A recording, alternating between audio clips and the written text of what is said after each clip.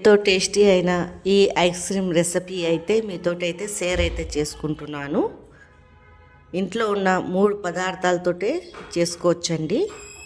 సింపుల్గా custard powder, పాలు, చక్కెర అండి. దీని ప్రాసెస్ ఎలా చేశానో చూపిస్తానండి.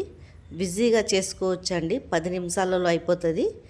నేనైతే ఫ్రిడ్జ్లో అయితే ఎక్కువసేపు అయితే పెట్టలేదండి, చాలా చల్లదనంతో తినలేము. అందుకే ఇలా అయితే చేసేసుకున్నామండి. బిజీగా చేసుకోవచ్చు, పిల్లలు అయితే చాలా ఇష్టంగా అయితే తింటారు. టేస్ట్ అయితే సూపర్ ఉంటుందండి. ఒకసారి ట్రై చేసి మీరు చూడండి దీని రెసిపీ. ఫస్ట్ అయితే ఒక గిన్నె పెట్టుకొని 1/2 లీటర్ అయితే పాలైతే పోసుకుంటున్నానండి నేను. ఈ పాలని మసలనియాల బాగా. అప్పటి వరకు ఇక్కడ మనము కస్టర్డ్ పౌడర్ అనేది కొద్దిగా పాలు అలాగా తీసి కలుపుకోవాలి. వేడి పాలల్లో కలుపుకోవద్దండి, చల్ల పాలల్లోనే కలుపుకోవాలి కస్టర్డ్ పౌడరు. ఎందుకంటే వేడి పాలల్లో కలిపితే లుండలు అయితే కట్టేస్తాయి. అందుకే చల్ల పాలతో కలిపితే లుండలు కట్టకుంటూ ఉంటాయండి. ఇక్కడ ఇలా కలిపేసుకొని పక్కకైతే పెట్టుకున్నాను. తర్వాత పాలైతే పొంగైతే వచ్చేసిందండి. కొద్దిగా చిక్కతనం రావాల, పాలు పొంగనియాల, అప్పటికప్పుడు వేయొద్దు. ఒక 5 నిమిషాలు అయితే పాలు బాగా మసలనియాలండి. మనం ఇక చూడండి ఇట్లా పొంగొస్తూనే ఉంటుంది, మసలనియాల. జరసేపు తిప్పుతూనే ఉండాలండి చెంచాతోటి, ఎందుకంటే కింద మాడిపోతుంది. ఇలా తిప్పాక మనకు రుచికి సరిపోయేంత చక్కెర వేసుకోవాలా. మనం తీపి ఎంత తింటామో, నేనైతే ఒక పావు అయితే చక్కెర అయితే వేసేసాను. చక్కెరను అయితే కరగనీయాలండి బాగా. పాలు చక్కెర కరిగి కొద్దిగా చిక్కతనం అయితే రావాలా. అప్పుడే మన ఐస్ క్రీమ్కి అనేది టేస్ట్ వస్తుంది. బిజీగా 10 నిమిషాలలో చేసి ఇలా పిల్లలకైతే పెట్టొచ్చండి. టేస్టీగా చాలా బాగుంటుంది, పిల్లలు ఇష్టంగా అయితే తింటారు.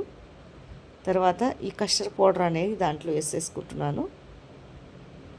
ఈ కస్టర్డ్ పౌడర్ వేస్తే తొందరగా చిక్కదనం వస్తుందండి. మనం కలుపుతూనే ఉండాలా, ఎందుకంటే కస్టర్డ్ పౌడర్ అంటే పచ్చివాసన పోవాలండి.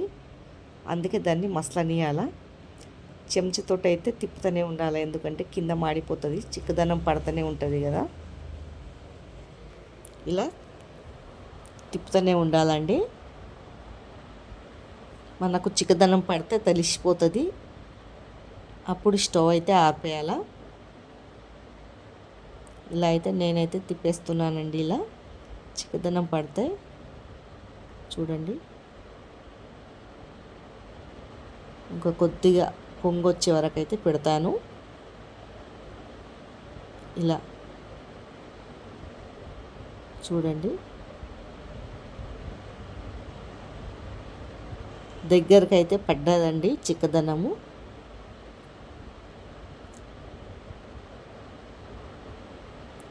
ఇంకా కొద్దిగా పొంగొచ్చే వరకు అయితే కలుపుతూనే ఉండాలా.